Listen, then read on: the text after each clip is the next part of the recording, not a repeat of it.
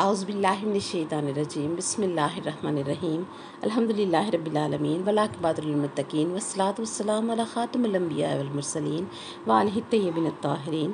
السلام علیکم۔ جی جناب، کیسے ہیں آپ سب؟ اللہ پاک کی عطا اور کرم کہ ہم سب قرآن کی مہک اور رسالت کی چمک اور ولایت علی علیہ السلام کی مضبوط ترین اساس پر اپنے اعمال کی تعمیر کر رہے ہیں۔ الحمدللہ ہمیں مرنے سے پہلے رب کریم نے اپنے محبوبین کے در کی غلامی نصیب فرمائی۔ اس عطا پر ہم ہر گھڑی سجدے میں بھی رہیں تو حق ادا نہیں کر سکتے کہ رب نے ہمیں لا تشعرون کی زد میں آنے سے بچا کر ہمیں شعور عطا فرمایا، معرفت عطا فرمائی اور بصیرت عطا فرمائی کہ ہم خاک پر عمل کر کے افلاک پر اس کے نتیجے کو بالیقین دیکھ رہے ہیں۔ ہم نے اپنے اعمال کی بنیاد میں نسبت ان ہستیوں سے لگا رکھی ہے جو منزل یقین پر کھڑے ہیں اور منزل شفاعت اور سفارش پر کھڑے ہیں۔ سبحان اللہ۔ اللہ کریم سورہ نساء میں ہر مومن سے خطاب فرما رہا ہے اور کہتا ہے ان تجتنبوا کبائر ما تنہون عنہ نکفر عنکم سیئاتکم وندخلکم مدخلا کریما۔ سبحان اللہ۔ رب فرماتا ہے ایمان والو، اگر تم گناہ کبیرہ سے اجتناب کرو، بچو، خود کو بچانے میں کامیاب ہو جاؤ ان گناہان کبیرہ سے جن سے تمہیں میں نے منع کیا ہے، تو پھر میں کیا کروں گا؟ تمہارے گناہوں کو مٹا ڈالوں گا۔ نکفر عنکم سیئاتکم، ایک طرف فرمان ہے کہ گناہوں سے بچو اور دوسری طرف فرماتا ہے تمہارے گناہوں کو مٹا ڈالوں گا۔ ڈھونڈتے رہ جائیں گے لکھنے والے فرشتے کہ لکھے تو تھے، گئے کہاں؟ اور جاننے والے بھی ہکا بکا اور ششتر رہ جائیں گے کہ اس بندے کے گناہ کہاں گئے۔ پھر فرمایا ندخلکم، میں تمہیں بہت بڑی عزت والی جگہ میں لے جاؤں گا۔ یہاں سب مراد ترجموں میں جنت لیتے ہیں کہ اللہ نے جنت کی بات کی ہے۔ بے شک جنت عزت والی جگہ ہے، لیکن یہاں مدخلاً کریمہ فرمایا ہے۔ قرآن پڑھیں، سمجھیں تو یا تو اللہ کریم نے قرآن میں خود کو کریم کہا، یا قرآن کو کریم کہا، یا رسول اللہ صلی اللہ علیہ وسلم کو کریم کہا۔ انہ لقول رسول کریم فرمایا، اللہ اکبر، اور اپنے لیے فرمایا ما غرک بربک الکریم، خود کو کریم کہا، یا پھر مومن سے کہہ رہا ہے کہ میں تمہیں کریم جگہ میں لے جاؤں گا۔ رب فرماتا ہے کہ بس گناہان کبیرہ سے بچنا، تمہارے گناہ بھی دھو دوں گا اور تمہیں کریم جگہ میں بھی داخل کروں گا۔ امام جعفر صادق علیہ السلام جو کہ قرآن کے وارث ہیں، جب ان کے صحابی نے ان سے پوچھا کہ اس آیت کے بارے میں آپ کیا فرماتے ہیں، تو فرمایا تیرا اس بندے کے بارے میں کیا خیال ہے جس نے آنکھ جھپکنے کی دیر بھی کبھی اللہ کی نافرمانی نہ کی ہو، اس کے حکم مانے ہوں، اس کے روکے ہوئے راستوں سے رک کر زندگی جی ہو، لیکن یہ کہ اس کو ہم محمد صلی اللہ علیہ وسلم اور آل محمد صلی اللہ علیہ وسلم سے مودت نہ ہو، اور جو ہمارا منصب اور مقام ہے وہ ہمارے غیر کو دیتا ہو، ہمارے علاوہ کسی اور کو دیتا ہو، تو اس کے بارے میں سمجھ لو کہ یہ بندہ دوزخ میں ہے۔ یعنی ایک آنکھ کی جھپک بھی اللہ کی نافرمانی نہ کی ہوگی، لیکن حق رسالت ادا نہ کیا، ہمارا مقام نہ سمجھا، تو وہ جہنم میں ہے۔ اور دوسرا وہ بندہ ہے کہ وہ اسی سے محبت رکھتا ہے جس سے اللہ اور اس کے رسول پاک صلی اللہ علیہ وسلم نے محبت کی، خاندان تطہیر کو تسلیم کر کے جیتا ہے، لیکن اس اکیلے کے گناہ اتنے ہیں جتنے روئے زمین کے تمام انسانوں کے ہیں، لیکن وہ ہم سے محبت رکھتا ہے۔ اس کے بارے میں سمجھ لو، مسکرا کر فرمایا آنکھ بند کر کے یقین کر لینا کہ وہ جنت میں ہے۔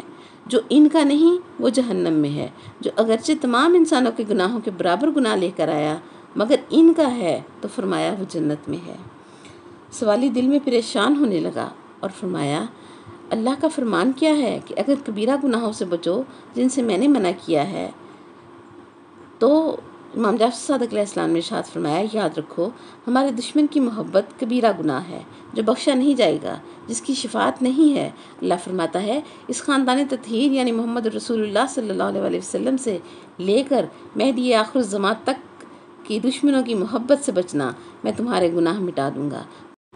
پوچھنے والے نے پوچھا کہ وندخلکم مدخلا کریمہ سے کیا مراد ہے؟ تو امام جعفر صادق علیہ السلام نے ارشاد فرمایا علی علیہ السلام کی محبت کو اللہ کریم عزت دار کہہ رہا ہے، یا قرآن کریم ہے، یا محمد رسول اللہ صلی اللہ علیہ وسلم کریم ہے، یا اللہ کریم ہے، اور یا مولا علی علیہ السلام کی محبت کریم ہے۔ سبحان اللہ۔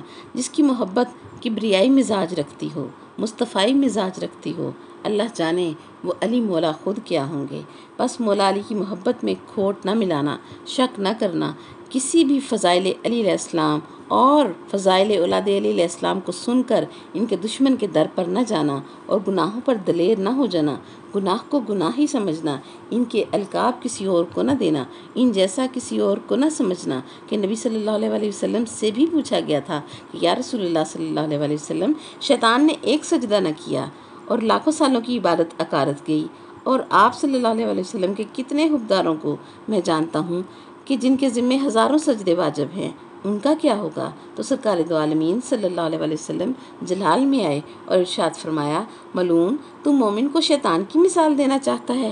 اس نے عرض کی، گستاخی معاف کریں سرکار، میں نے ظاہراً دیکھا ہوا سوال کیا ہے۔ تو فرمایا میرے آقا کریم صلی اللہ علیہ وسلم نے کہ تو کسی بھی مومن سے پوچھ لے جس نے نماز نہ پڑھی ہو کہ تم نے نماز کیوں نہیں پڑھی، تو وہ شرمندہ ہو جائے گا، پشیمان ہو جائے گا، نادم ہو جائے گا اور کہے گا اچھا کل سے پڑھا کروں گا۔ فرمایا مومن کی نیت ہے سجدے کی، اور شیطان ملعون کی تو نیت ہی نہیں تھی، نہ کل سجدے کی تھی اور نہ آج اس کی نیت سجدے کی ہے۔ مومن کی اسی نیت کو دیکھ کر اللہ فرماتا ہے گناہ مٹا دوں گا، اور فرشتے جو بنائے ہی سجدوں اور عبادتوں کے لیے گئے تھے وہ عبادت اللہ کی کرتے ہیں، کام بندوں کا کرتے ہیں۔ سورہ شورى میں ارشاد فرمایا، رب فرماتا ہے والملائکۃ یسبحون بحمد ربہم ویستغفرون لمن فی الارض، سبحان اللہ، فرشتے اپنے پروردگار کے حمد کی تسبیح پڑھتے ہیں اور زمین پر رہنے والوں کے لیے استغفار کرتے ہیں۔ پالنے والے، زمین پر تو فرعون بھی رہتا ہے اور نمرود بھی رہتا ہے، یزید ملعون بھی رہتا ہے، کافر، مشرک، ملحد، منافق بھی رہتے ہیں، اور مقصر اور مومن سب رہتے ہیں، تیرے فرشتے کن کے لیے استغفار کرتے ہیں؟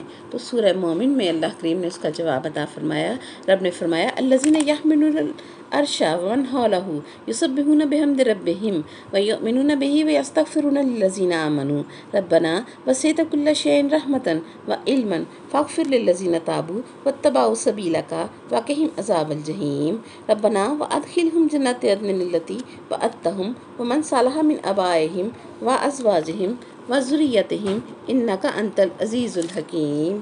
سبحان اللہ۔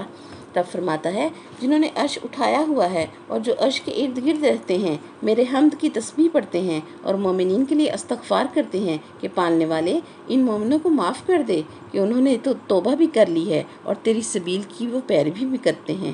معلوم ہوا ایک تو مومن کو توبہ کی توفیق بھی ہے، اور رسول پاک صلی اللہ علیہ وسلم کی حدیث مبارکہ کا مفہوم بھی ہے کہ لن یخرج المؤمن من الدنیا حتی یتوب، مومن اس وقت تک دنیا سے جا نہیں سکتا، مر نہیں سکتا جب تک وہ توبہ نہ کر لے، اور یہ شرف صرف کل ایمان کا دامن تھامنے والے مومن کے لیے ہے۔ ولایت علی علیہ السلام کا عقیدہ دل میں رکھ کر جینے والے کا یہ مقام ہے، اور جو زندگی بھر مولا علی علیہ السلام کا منکر رہا ہوگا اسے مرتے وقت توبہ بھول جاتی ہے، الیاذ باللہ۔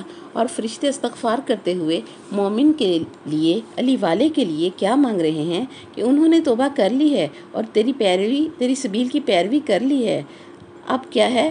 فاغفر، ان کو معاف کر دے، اور دوسرا کیا؟ وقہم عذاب الجحیم، پالنے والے ان کو دوزخ کے عذاب سے بچا لے، اور فقط اتنا ہی نہیں وادخلہم جنات عدن التی وعدتہم، اور انہیں وہ جنت عدن بھی عطا فرما جس کا تو نے ان سے وعدہ کیا ہے۔ آگے دعا مانگتے ہیں کہ فقط انہی کو نہ دے بلکہ ان کو بھی دے جو ان مومنین کے باپ دادا جنت جانے کے اہل ہیں، اور ان کی جو بیویاں جنت جانے کی اہل ہیں، یا ان کے جو جوڑے جنت جانے کے اہل ہیں، اور ان کی جو نسلیں جنت جانے کی اہل ہیں، ان کو بھی جنت عطا کر۔ یہ مومن کی عزت ہے، یہ مومن کا شرف ہے۔ حالانکہ عالم ذر میں فیصلہ ہو چکا ہے کہ انکار کس روح نے کیا علی علیہ السلام کی ولایت کا اور کس روح نے اقرار کیا علی علیہ السلام کی ولایت کا، پھر بھی یہ مومن کا شرف ہے۔ اللہ اکبر، کہ جب کوئی مومن دیکھے گا روز قیامت کہ میرے آباء و اجداد یا بیوی یا شوہر یا میری نسل کا کوئی بندہ مجھ سے الگ عذاب والی قطار میں کھڑا ہے، تو اس کے دل پر چوٹ پڑے گی کہ کیا کروں۔ فوراً آواز قدرت آئے گی کہ اے علی کے حبدار، تیری میری نظر میں اتنی عزت ہے کہ اب بھی ان سے علی کی ولایت کا اقرار لے لے، یہ اب بھی جنت میں جا سکتے ہیں۔ سبحان اللہ۔ ذرا سوچیں، قرآن میں رب فرماتا ہے کہ مومن ایک نیکی کرے گا اللہ کریم 10 گنا اجر دیتا ہے، اور گناہ ایک کرے گا تو ایک گناہ کا بدلہ پائے گا، وہ بھی 7 گھنٹے انتظار توبہ کے بعد وہ گناہ لکھا جاتا ہے۔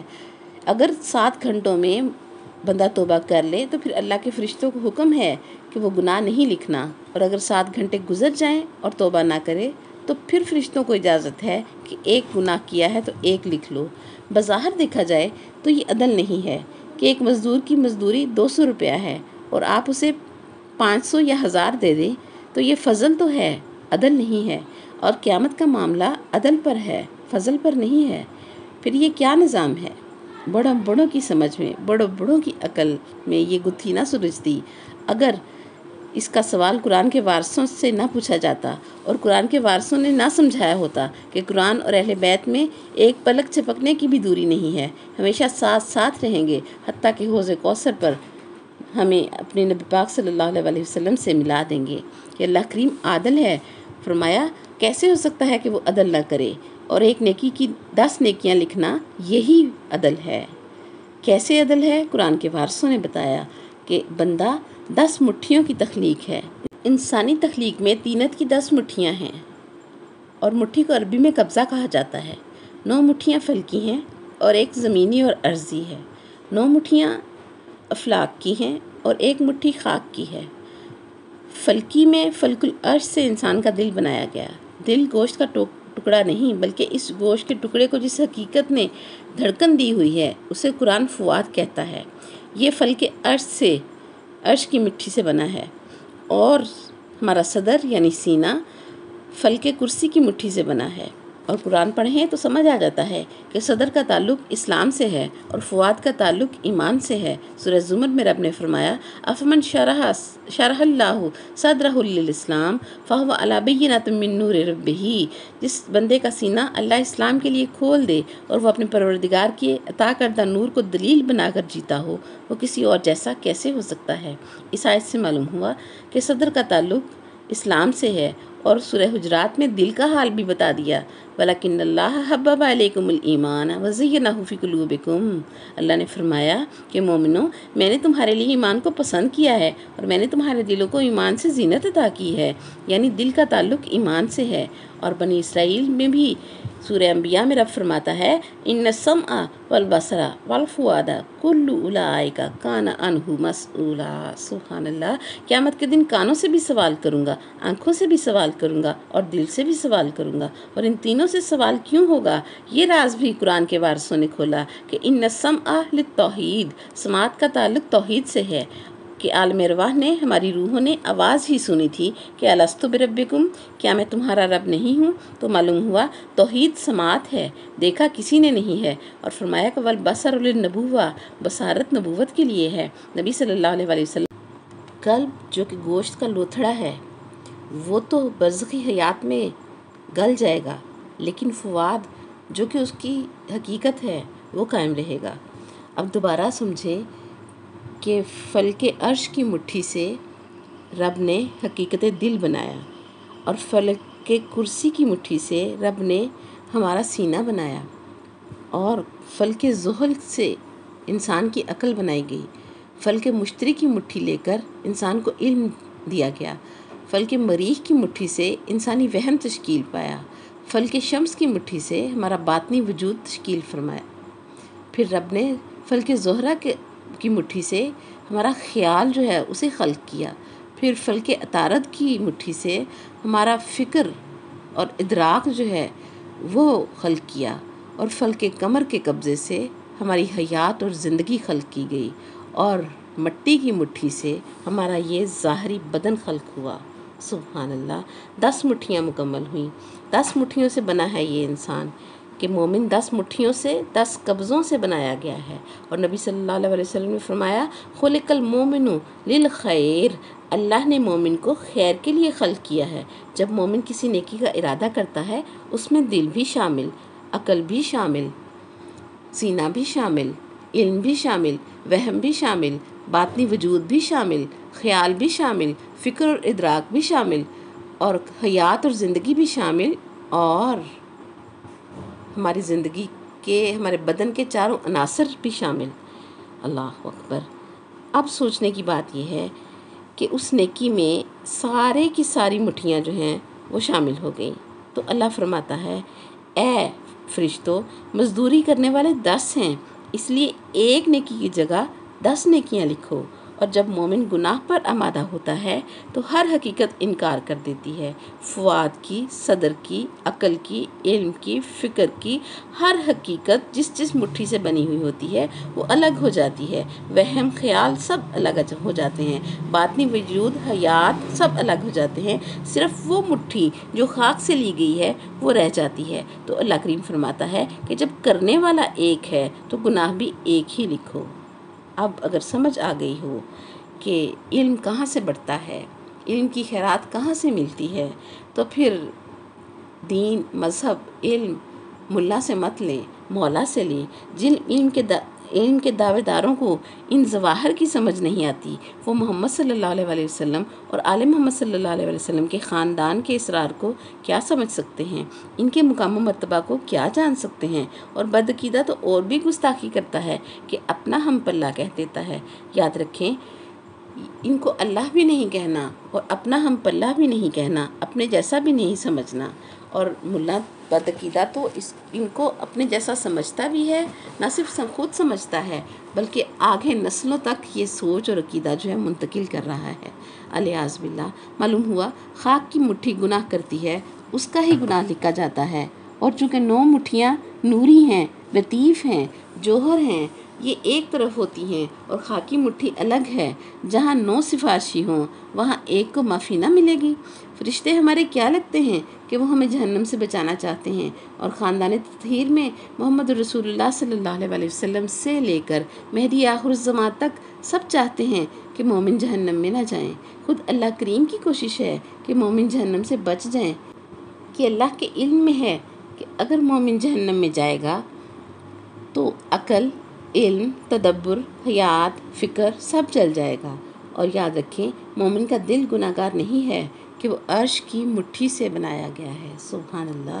نبی صلی اللہ علیہ وسلم کا فرمان ہے، عبداللہ بن عباس رضی اللہ تعالیٰ عنہ اس کی راوی ہیں، کہ رسول اللہ صلی اللہ علیہ وسلم نے فرمایا کہ قیامت کے دن جس مخلوق کو بھی اللہ عذاب دے گا صرف علماء کے گناہوں کی وجہ سے دے گا، اور علامتیں بتائیں کہ ان علماء کی وجہ سے جو مولا علی علیہ السلام کے فضائل کو چھپاتے ہیں۔ اور اسی لیے سورہ بقرہ میں رب ارشاد فرماتا ہے، وَلَا تَلْبِسُوا الْحَقَّ بِالْبَاطِلِ وَتَكْتُمُوا الْحَقَّ وَأَنْتُمْ تَعْلَمُونَ وَأَقِيمُوا الصَّلَاةَ وَآتُوا الزَّكَاةَ وَارْكَعُوا مَعَ الرَّاكِعِينَ أَتَأْمُرُونَ النَّاسَ بِالْبِرِّ وَتَنْسَوْنَ أَنفُسَكُمْ وَأَنْتُمْ تَتْلُونَ الْكِتَابَ أَفَلَا تَعْقِلُونَ۔ پھر رب فرماتا ہے، وَاسْتَعِينُوا بِالصَّبْرِ وَالصَّلَاةِ وَإِنَّهَا لَكَبِيرَةٌ إِلَّا عَلَى الْخَاشِعِينَ الَّذِينَ يَظُنُّونَ أَنَّهُم مُّلَاقُو رَبِّهِمْ وَأَنَّهُمْ إِلَيْهِ راجعون۔ رب ارشاد فرماتا ہے، خبردار ہو کہ سن لو، حق کو باطل کے ساتھ کبھی نہ ملانا، حق کو کبھی بھی باطل کا لباس نہ پہنانا۔ وَلَا تَلْبِسُوا الْحَقَّ کہہ کر ارشاد فرماتا ہے کہ کبھی بھی حق کو باطل کا لباس نہ پہنانا، حق کو باطل نہ کہنا جبکہ تم جانتے ہو، وَأَنْتُمْ تَعْلَمُونَ، اس لیے حق کو چھپانا بھی نہیں ہے۔ یعنی کسی ایسی قوم سے اللہ خطاب کر رہا ہے کہ جو حق کو جانتی بھی ہے، پہچانتی بھی ہے، اور حق کو باطل سے ملانا بھی نہیں ہے اور حق کو چھپانا بھی نہیں ہے، ان کو یہ حکم دیا جا رہا ہے۔ اور رب فرماتا ہے کہ یہ جان لینے کے بعد جب تم حق کو اپنے دل میں بسا لو تو پھر واقعیم الصلاۃ، پھر نماز پڑھو، اور اس حق کا رشتہ نماز سے ہے، اور پھر زکوٰۃ ادا کرو کہ اس حق کا رشتہ زکوٰۃ سے بھی ہے۔ یاد رکھیں، ہر بندہ نمازی ہو سکتا ہے، ہر بندہ زکوٰۃ ادا کرنے کا اہل نہیں ہو سکتا، مگر رب کریم نے پورے قرآن پاک میں دونوں حکم ہمیشہ اکٹھے دیے ہیں۔ کتب اہل بیت سے ہمیں اس کا مطلب ملا کہ اقامت صلاۃ جو ہے وہ مولا علی علیہ السلام کی ولایت کا اقرار ہے، اور زکوٰۃ دینا اس عقیدہ پر قائم رہتے ہوئے مولا علی علیہ السلام کی ولایت کے منکروں پر لعنت کرنا ہے، ان سے تبرہ کا اظہار کرنا ہے۔ آگے رب کا فرمانا کہ وَارْكَعُوا مَعَ الرَّاكِعِينَ۔ اب سوچنے کی بات ہے، جب پیچھے نماز کا حکم دے چکا ہے اللہ کریم، تو الگ سے رکوع کرنے کا حکم کیوں دیا جا رہا ہے؟ سورہ مریم میں بی بی مریم سے بھی اللہ کریم ارشاد فرماتا ہے، یا مریم اقنتی لربکی واسجدی وارکعی مع الراکعین، اے مریم اپنے رب کے لیے کھڑی ہو جا، سجدہ کر اور رکوع کرتی رہ، رکوع کرنے والوں کے ساتھ۔ اللہ اکبر۔ اب اگر علماء ظاہر کے ترجموں پر جاؤ گے تو پھر سوچنا پڑتا ہے کہ کیا بی بی مریم علیہ السلام کو مردوں میں گھس کر نماز پڑھنے کا رب حکم دے رہا ہے؟ ہرگز ایسا نہیں ہے۔ یاد رکھیں موسیٰ علیہ السلام کی شریعت کی نماز میں سجدہ نہیں تھا اور عیسیٰ علیہ السلام کی شریعت والی نماز میں رکوع نہیں تھا، لیکن اللہ کریم بی بی مریم سلام اللہ علیہ کو رکوع کرنے کا حکم دے رہا ہے۔ کتب اہل بیت سے یہ حقیقت کھلی کہ رکوع نام ہے مولا علی پاک علیہ السلام کی ولایت کا، اور مولا علی علیہ السلام کا مقام مقام رکوع ہے کہ ہمیں حدیث کی کتابوں میں یہ بیان ملتا ہے کہ الرکوع ولایت علی ابن ابی طالب، سبحان اللہ، رکوع مقام ولایت علی ہے، چونکہ رکوع قیام اور سجدہ کے درمیان میں ہے، اور مولا علی بھی خالق اور مخلوق کے درمیان میں ہیں۔ گویا اللہ کریم بی بی مریم علیہ السلام سے فرما رہا ہے کہ علی علی کرتی رہ، علی علی کرنے والوں کے ساتھ، سبحان اللہ۔ آگے فرمایا اتامرون الناس بالبر، کیا تم لوگوں کو نیکی کا حکم دیتے ہو؟ یعنی علماء سے خطاب کر رہا ہے کہ لوگوں کو حکم دے کر وَتَنْسَوْنَ أَنفُسَكُمْ، اپنے لیے بھول جاتے ہو، وَأَنْتُمْ تَتْلُونَ الْكِتَابَ، حالانکہ تم تو کتاب کی تلاوت بھی کرتے ہو، یعنی قرآن پڑھ کر بھی عقل استعمال نہیں کرتے۔ پھر فرمایا وَاسْتَعِينُوا بِالصَّبْرِ وَالصَّلَاةِ، دو کے ساتھ مدد مانگنے کا حکم دیا کہ دو چیزوں سے مدد مانگو، کہ ایک صبر سے اور ایک صلاۃ سے۔ اور یہ میرے خوشبو قرآن کے سننے والے جان چکے ہیں کہ قرآن میں صبر کس سے مراد ہے اور صلاۃ کس سے مراد ہے۔ آگے فرمایا فَإِنَّهَا، یعنی دو چیزیں فرمائیں کہ ان سے مدد مانگو، لیکن آگے نماز کو اکیلی بیان کیا، فَإِنَّهَا، پس بے شک وہ نماز جو ہے وہ لَكَبِيرَةً إِلَّا عَلَى الْخَاشِعِينَ، بھاری ہوتی ہے ان لوگوں پر جو خاشعین نہیں ہوتے۔ نماز ان پر بھاری نہیں ہوتی جن کو یہ یقین ہے کہ ہمارے رب سے ملاقات ہوگی۔ خاشعین کا مطلب ہی یہ ہے کہ انسان صبح سے شام کرتے ہوئے، ہر گھڑی، ہر سانس، ہر لمحہ گفتگو کرتے ہوئے، بات کرتے ہوئے بندے کو یہ خیال رہے کہ کہیں میرا رب مجھ سے ناراض نہ ہو جائے۔ اب وَلَا تَلْبِسُوا الْحَقَّ بِالْبَاطِلِ وَتَكْتُمُوا الْحَقَّ وَأَنْتُمْ تَعْلَمُونَ۔